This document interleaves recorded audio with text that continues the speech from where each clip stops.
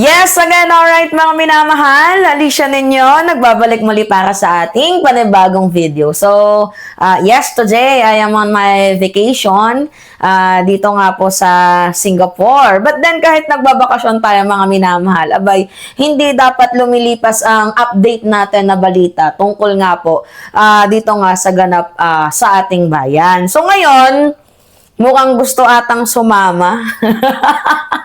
Oo, mukhang gustong sumama, mga minamahal, ni Senator Bongo. Oo, dito nga po kay former President Duterte. Huwag kang mag-alala.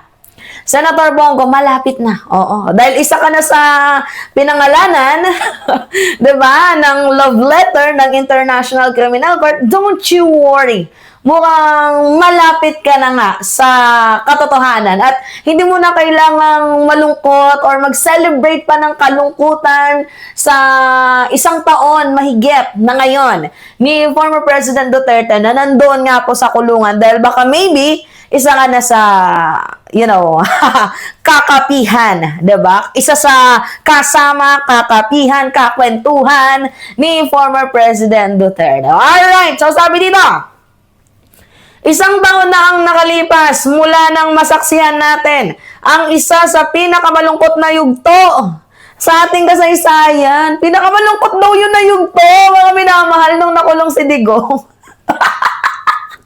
Malungkot ba yun? Ba't ako natatawa? Alam nyo, hindi yun pinakamalungkot na yugto. Kasi in the first place, nagkaroon ng justice ang mga biktima na matagal nang humihingi ng hustisya, na hindi mabigyan-bigyan ng hustisya, gawa nga ng makapangyarihan itong si Digongyo. Ilang taon itong ipinaglaban nila former Senator Antonio Trillanes, nila Father Flavi, at ng mga biktima ng napakadugong war on drugs ni former President Duterte, biktima ng mga AJK.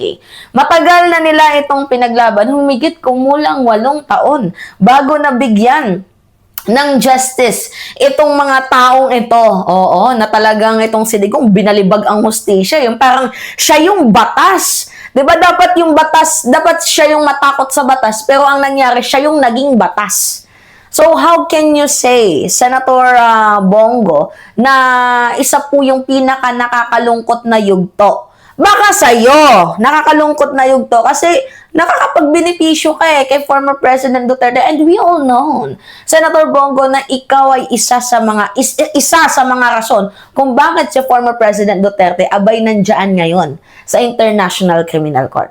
Alam naman namin kasi ikaw yung nag-udyok na pauwiin si Digong from Hong Kong to Pilipinas. Alam mo nang mayroon nang nakaabang na warrant of arrest sa kanya. Itinuloy nyo pa din. Di sana nakapagtago si Digong. Okay lang maging wanted, at least malaya, diba? Kaso inudyokan mo 'Diba? Umuwi ka, magpakulong ka. Bakit? Para magamit ninyo sa eleksyon. Para magamit ninyo sa kampanya. At yan din ang ginagawa ngayon ni Vice President Sara Duterte. Halata malala. Alright. Sabi dito, isang taon na nakalipas mula nang masaksihan natin ng isa sa pinakamalungkot na yugto sa ating kasaysayan. Nakakalungkot alalahanin ng mga nangyari sa ating mahal na dating Pangulong Rodrigo Duterte. I can't deny the fact na may nagawa namang mabuti si Duterte. Yung no smoking, 'di ba? Pero the rest, wala talaga, mga minamahal, as in nakakabisit, nakakainis, nakakapikon. Ganun yung aking nakikita. So, nakakalungkot alalahanin ang mga nangyari sa ating dating mahal na Pangulo na si Duterte, na walang ibang ginawa kundi ang magsakripisyo at ibigay ang lahat ng kanyang makakaya ayon sa batas. Sigurado ka ba dito sa sinasabi mo, Senator Bongo? Bunsod ng kanyang labis na pagmamahal sa mga kababayan, lalo na sa mga mahihirap at ordinaryong Pilipino, yung war on drugs niya nga, anti-poor Diba? Anti-poor yung war on drugs ni former President Duterte. So, paano mo nasabi na mahal niya ang bansang Pilipinas? Mahal niya ang mga mahihirap. And not everyone is sad na nahuli itong si former President Duterte. Many of those find comfort that they see hope, that they see justice, and even comfort nung nakita nilang nakulong itong si President Duterte.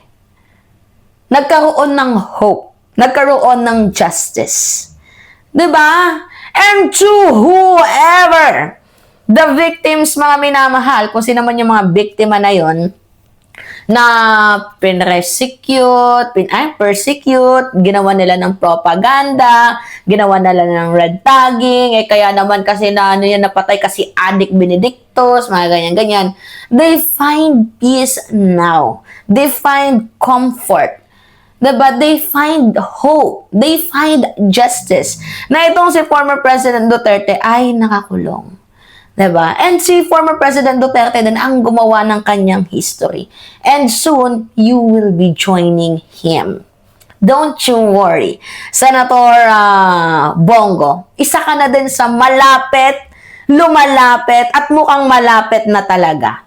At yung sinasabi mong malungkot, parang baliktad ata. No, hindi kami malungkot. We are very, very, very vocal happy na itong si former President Duterte ay nakulong. And don't you worry, antayin mo yung warrant mo dahil darating din yan sa'yo. Tingnan mo, itong si Senator Ronald Bato de la Rosa, hindi na nagpakita. Bakit hindi na nagpakita? Ay, alam nyo na eh. Natatakot. Wala pa nga ang warrant. Natatakot. How much more pa kaya kapag may warrant na? Tapos, ang kapal pa ng mukha na gustong gamitin yung privilege niya as a senator, hindi nga nagtatrabaho. Kung hindi ka ba naman anak ng deputa? Kung hindi ka ba naman anak ng gago? 'Di ba? Halos lahat na nga ng trabahante mo dyan sa opisina mo, puro ka mag-anak mo. Oo. Puro ka mag-anak mo. Tapos gusto mo pang gamitin yung privilege mo as a senator na hindi ka naman nagtatrabaho. Kung hindi ka ba naman anak ng yawa? 'Di ba? Senator Bato, wala lang talaga kayong pinagkaiba ni Senator Bongo, no?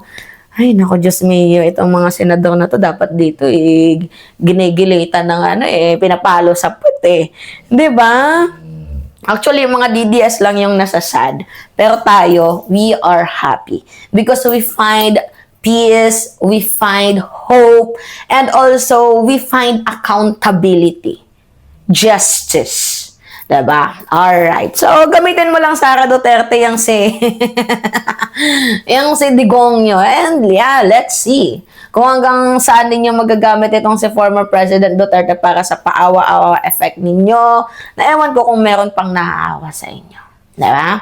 Anyway, mga minamahal, it's me again, Alicia ninyo. Pahingi lang ako ng comments, likes, and share. And also, don't forget to click the subscribe. And always nyo pong i-hit ang notification bell para lagi kayong na-update sa mga video na ina-upload natin. Maraming salamat at ingat, mga kababayan.